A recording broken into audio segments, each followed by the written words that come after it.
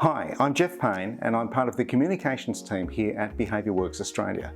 We're a research institute, part of the Monash Sustainable Development Institute, looking at behaviour change. Pocket Change is a series of short videos. We produce one each month, looking at the work of our researchers and their research and how they can change the world for the better.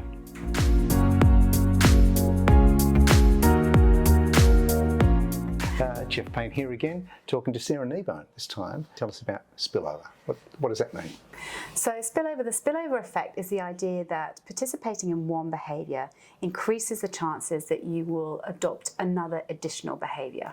Right, so when we talk about spillover in water-saving behaviours, it's got nothing to do with the spillover effect of liquid. You're spilling over behaviour. No, it's nothing to do with the water spilling. It's about when you perform one behaviour, the theory is that performing one behaviour will create changes in yourself, right, which then increases the likelihood that you will adopt another further similar behaviour. So what's an example of a water-saving behaviour that may have spillover effects? So for example, if you were to install a water tank outside in your garden to collect rainwater, you might be more likely to also install an irrigation system. Right. So you looked at water-saving behaviours in a domestic sense around the home? 151 different behaviours? Just in the home, in and around the home. Right. Okay. And some had, of course, I think you developed a matrix, didn't you, in terms of impact? Yeah, that's right. So we were really interested in, given there were so many different behaviours that you could perform that would help save water around the home, what does that mean for the householder? If we want to inform the householder and support the householder to select a behaviour that is going to have the greatest impact, which one should we pick? Right. And so we developed a tool that was about prioritisation. So out of all those 151 behaviours, we're not going to give that to the householders because that's a long shopping list. Right. And what tends to happen when you're given a long shopping list of behaviours is that you pick the easiest one. Sure. And unfortunately for us, the easiest behaviour is not necessarily the one that is going to have the greatest impact on the issue. Stuff that is simple to do, that people find easy to do, is not necessarily the most impactful behaviour in terms of water saving. Okay. That's exactly it. So right, things we were interested in not just looking at about the ease of the behaviour to perform, and ease comprises a number of different elements. There's the physical ease, the financial cost, the intellectual ease, so how much planning, how much thought process has to go into it. But we were also interested in the impact on the issue. Right. So we actually ended up with two different data sets. We talked to householders to talk about how they saw their perceptions of ease, how were these different behaviours in terms of their physical ease, financial cost, and so on and so forth. But then we got another data set from water experts from across Australia, and they were asked to assess these behaviours in terms of the impact on the issue, in terms of the impact on water saving. Right. So we ended up with two scores. One was about the likelihood of adoption, which was related to ease, and then we also ended up with another score which was about the impact on the issue.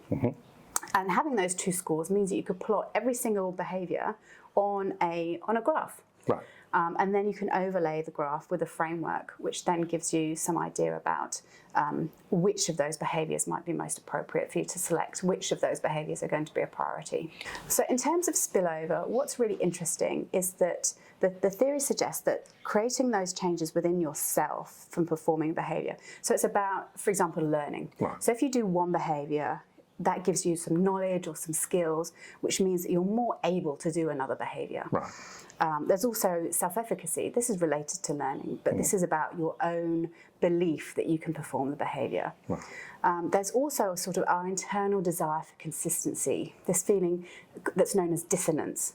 So this is if we do something that is in contradiction to, one of our values or one of our beliefs or what we're culturally conditioned to do, that slight feeling of discomfort is motivational. So we prefer to act in ways that it is actually consistent with our values, with our beliefs, and with our previous behaviour. So in terms of water-saving behaviours in Melbourne, for instance, it is not usual for people to hose down the driveway, let the kids run under sprinklers, run a bath.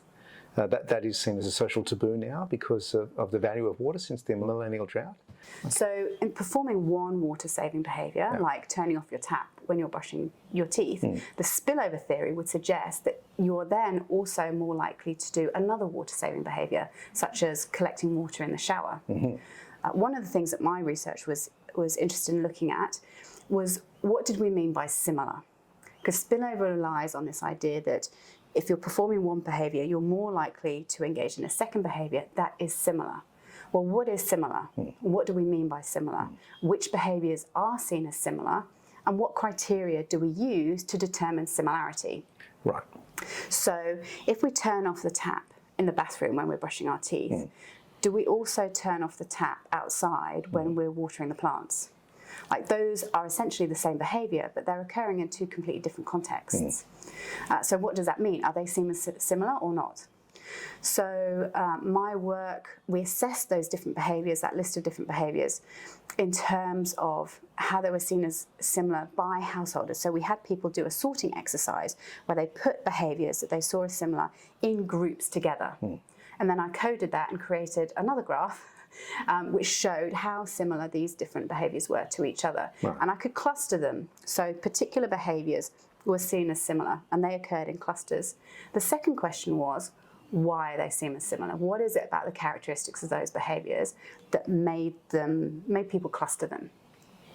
And we encouraged participants to talk about how they had established the groups. What was it about those behaviours that made them similar? And the information from that, the data from that, when I analysed that and looked at which terms were coming through most frequently in relation to these particular clusters, what I found was that people were subconsciously grouping behaviours in terms of location. Right. So kitchen, bathroom, laundry, outside. Right. So they were using location, the context within which the behaviour was occurring, but also the type of behaviour. Right. So was this a habitual behaviour, something that they did all the time? Was it a one-off behaviour like installing a water-efficient dishwasher? Or was it a maintenance behaviour, like checking for leaks, fixing leaks? Okay. So those two main elements, the type of behaviour and the location of the behaviour, was really what householders were using to determine whether behaviours were similar to each other or not. But it was interesting to see, but it also meant that those two turning off the tap behaviours, they were quite far apart in the clusters. So although it was the same action, because they're occurring in different locations, they weren't seen as similar as you would expect. What does this mean? So what this means is that when we are selecting behaviours to prioritise, we can consider things like perceptions of similarity to existing behaviours. So if we know our target audience is already engaging in a particular activity or performing a particular behaviour, we can promote to them something else which is similar. So if we know that people are already turning off the tap to brush their teeth, if we promote the idea of collecting water in the shower, they're more likely, if spillover theory is correct, they're more likely to engage in that saving water in the shower activity, because it is also a habitual behaviour and it's also located in the bathroom. The spillover theory is still being investigated because it holds a huge amount of potential, right? If we can encourage people to do an easy but low impact behaviour to start them off, we can start them off on what has been dubbed the virtuous escalator. So they start off with something very simple, turning off the light switch, turning off the tap, and we, but step by step, incurring spillover theory, we can get them to hop to more efficacious, more impactful behaviours, sort of one at a time. So it starts with a keep cup and it may end up buying an electric vehicle, but there's a lot of steps in between. There's a lot of steps in between. And the key, if spillover is correct, is about how can we understand that similarity. Because we can't go from turning off the tap to the keep cup, because they have similar outcomes in terms of environmental benefit, but they're not essentially similar to each other. So if we can understand similarity and why people see behaviours as similar, then that gives us a lot more information to identify and prioritise particular behaviours to guide people along that route.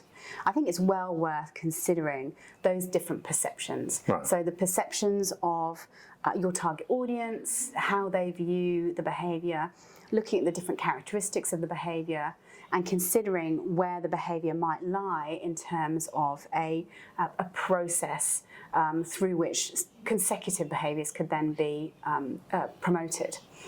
So rather than thinking of an individual behaviour as the end point, maybe that's just the start point, and we can leverage off spillover if it is entirely accurate. Right. We can leverage off spillover to create greater impact over time. Sarah Kneebone, thank you very much. You are welcome. Thank you. Thank you. Thanks for watching. If you'd like to know more about our research projects and the courses we do, you can visit the website at behaviourworksaustralia.org.